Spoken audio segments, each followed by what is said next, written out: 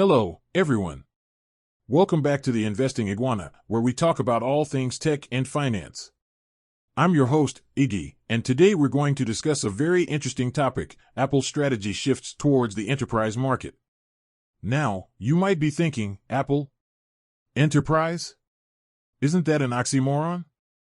After all, Apple is known for its sleek and shiny consumer products, such as the iPhone, the iPad, the Mac, the AirPods, and the Apple Watch. These are devices that appeal to individual users who value design, performance, and user experience. They are not exactly the first choice for businesses who need reliable, secure, and cost-effective solutions. But that's exactly what Apple is trying to change. In recent years, Apple has been making moves to expand its presence and influence in the enterprise market, which is estimated to be worth over $1 trillion globally. How is Apple doing this? And what does it mean for investors? Let's find out. The rise of Apple in the enterprise. Apple's journey into the enterprise market started with the iPhone. When the iPhone was launched in 2007, it revolutionized the smartphone industry and created a new category of devices that combined phone, internet, and media capabilities. The iPhone was an instant hit with consumers, who loved its intuitive touch interface, high-quality camera, and rich app ecosystem. But the iPhone also caught the attention of business users, who saw its potential as a productivity tool. The iPhone offered features that were lacking or inferior in other smartphones at the time, such as email, web browsing, GPS navigation, and video conferencing. The iPhone also supported third-party apps that could enhance its functionality and integrate with other services. As more and more employees started using iPhones for work purposes, they created a demand for IT support and management within their organizations. This led to the emergence of a new trend, BYOD, or Bring Your Own Device. BYOD is a policy that allows employees to use their personal devices for work-related tasks, instead of being restricted to company-issued devices. BYOD has several benefits for both employees and employers. Employees can enjoy greater flexibility, convenience, and satisfaction by using their preferred devices. Employers can save costs on hardware procurement and maintenance, as well as increase productivity and innovation by leveraging the latest technologies. However, BYOD also poses some challenges for IT departments. They have to deal with a variety of devices, operating systems, and security risks. They have to ensure that corporate data and networks are protected from unauthorized access and breaches. They have to provide technical support and troubleshooting for different scenarios and issues. This is where Apple saw an opportunity to differentiate itself from its competitors. Apple realized that it could offer a better solution for enterprise mobility than Android or Windows devices.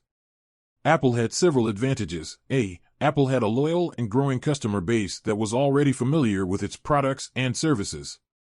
B. Apple had a reputation for quality, reliability, and innovation that was unmatched by other brands. C. Apple had a tight control over its hardware and software integration, which ensured a consistent and seamless user experience across its devices. D. Apple had a strong security framework that encrypted data at rest and in transit, enforced biometric authentication, and enabled remote wipe and lock capabilities. E. Apple had a robust developer community that created thousands of apps for various industries and functions. To capitalize on these advantages, Apple started to partner with leading enterprise software vendors such as IBM, Cisco, SAP, Microsoft, Salesforce, Oracle, VMware, and others. These partnerships enabled Apple to offer integrated solutions that combined its devices with enterprise applications and services. For example, with IBM, Apple created industry-specific apps for sectors such as healthcare, retail, banking, travel, transportation, insurance, and more. With Cisco, Apple optimized its devices for Cisco's network infrastructure and collaboration tools such as WebEx, Spark, and Jabber. With SAP, Apple developed native iOS apps for SAP's cloud platform and business suite, such as SAP Fiori, SAP S/4HANA, SAP Leonardo, and SAP SuccessFactors. With Microsoft, Apple enhanced its compatibility with Microsoft's productivity suite, such as Office 365, Outlook, OneDrive, Skype, Teams, SharePoint, and more. With Salesforce, Apple integrated its devices with Salesforce's CRM platform and app exchange, such as Salesforce Mobile, Salesforce Lightning, Salesforce Einstein, and more. These partnerships allowed Apple to offer end-to-end solutions that address the needs of enterprise customers across various domains and functions. They also helped Apple to gain credibility and trust among IT decision-makers and influencers who were previously skeptical or reluctant to adopt Apple products. As a result, Apple's market share in the enterprise has been steadily increasing over the years. According to IDC, macOS device use across U.S. enterprises reached 23% in 2021, while iPhones accounted for 49% of business smartphones and iPads accounted for most tablets used in the workplace. Apple's revenue from enterprise customers has also been growing, reaching $57 billion in 2020, or about 15% of its total revenue. The future of Apple in the enterprise. So, what's next for Apple in the enterprise market? Well, there are several trends and opportunities that Apple can leverage to further expand its presence and influence in this space. Here are some of them. Phase A, the hybrid work model. The COVID-19 pandemic has accelerated the adoption of remote work and flexible work arrangements among many organizations.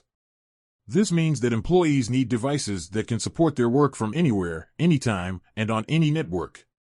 Apple's devices are well suited for this purpose, as they offer portability, performance, connectivity, and security.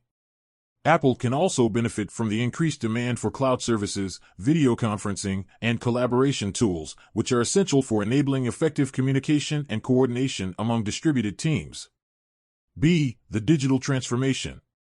Many organizations are undergoing digital transformation, which is the process of using digital technologies to improve their business processes, products, services, and customer experiences. This requires a lot of innovation, creativity, and agility, which are qualities that Apple excels at. Apple can help organizations to achieve their digital transformation goals by providing them with devices that can run powerful apps, access data, and interact with customers. Apple can also leverage its expertise in artificial intelligence, machine learning, augmented reality, and Internet of Things, which are some of the key technologies that drive digital transformation. C. The consumerization of IT. Another trend that favors Apple is the consumerization of IT, which is the phenomenon of employees expecting their work devices to have the same features, functionality, and ease of use as their personal devices. This means that employees want devices that are not only productive, but also enjoyable, engaging, and personalized. Apple's devices meet these expectations, as they offer a high-quality user experience, a rich app ecosystem, a seamless integration with other Apple products and services, and a customization option. Apple can also leverage its brand loyalty and advocacy, which are very strong among its customers. The implications for investors. So, what does all this mean for investors? Well, it means that Apple has a huge potential to grow its revenue and profits from the enterprise market. According to Seeking Alpha, Apple's enterprise revenue could reach $100 billion by 2025, or about 20% of its total revenue. This would be a significant increase from its current level of $57 billion. This growth would be driven by several factors. Factor 1, the increase in device sales. As more and more organizations adopt Apple's devices for their employees, Apple would sell more iPhones, iPads, Macs, AirPods, and Apple Watches. These devices have high margins and generate recurring revenue from services such as iCloud, Apple Music, Apple TV Plus, Apple Arcade, and Apple News Plus. Factor 2, the increase in service revenue. As more and more organizations use Apple's devices to access enterprise applications and services, Apple would earn more revenue from commissions, subscriptions, licensing fees, and advertising. These services have low costs and high margins, and create a sticky relationship with customers. Factor 3, the increase in customer loyalty. As more and more organizations become satisfied with Apple's products and services, they would be less likely to switch to other vendors or platforms. They would also be more likely to buy additional or upgraded products from Apple, as well as recommend them to others. This would create a positive feedback loop that would enhance Apple's competitive advantage and market share. All these factors would contribute to Apple's top line and bottom line growth, as well as its cash flow generation. This would enable Apple to invest more in research and development, marketing, acquisitions, dividends, and share buybacks. This would further enhance its value proposition for investors. So, there you have it, Apple's strategy shifts towards the enterprise market. In this video, we discussed how Apple has been making moves to expand its presence and influence in the enterprise market, which is estimated to be worth over $1 trillion globally. We also discussed how Apple has several advantages over its competitors in this space, such as its loyal customer base, its reputation for quality and innovation, its tight hardware-software integration, its strong security framework, its robust developer community, and its strategic partnerships with leading enterprise software vendors. We also discussed how Apple can leverage several trends and opportunities to further grow its revenue and profits from the enterprise market, such as the hybrid work model, the digital transformation, and the consumerization of IT. And finally, we discussed how all this would benefit investors who are looking for long-term growth and value creation from Apple. So, what do you think? Do you agree with Apple's strategy shifts towards the enterprise market? Do you think Apple can succeed in this space? Do you own any Apple products or stocks? Let me know in the comments below. And that's it for today's video. I hope you enjoyed it and learned something new. If you did, please hit the like button and subscribe to my channel for more videos like this. And don't forget to hit the bell icon to get notified when I upload new content.